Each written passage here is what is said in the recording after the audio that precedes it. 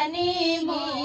गिरी माझे धरवा झुलनी गिरी माझे धरवा माची आई बैठी सासू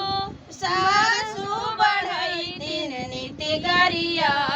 वै मोर बिरनवा नीति गरिया वै मोर बिरन बीरना दोहाए सासू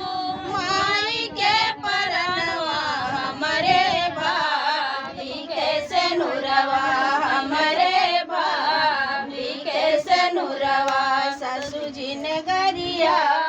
वा बीरन भैया सासू जी ने गरिया वा बीरन भैया सासू नैहरे के बीरना दोहाए सासू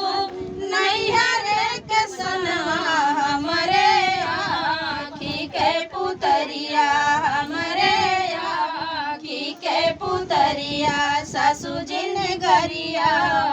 बीरन भैया सासू जी ने गरिया बीरन भैया झूलनी के कारण भैया गरिया सासू जी ने गरिया वा बीरन भैया सासू जी ने गरिया वा बीरन भैया।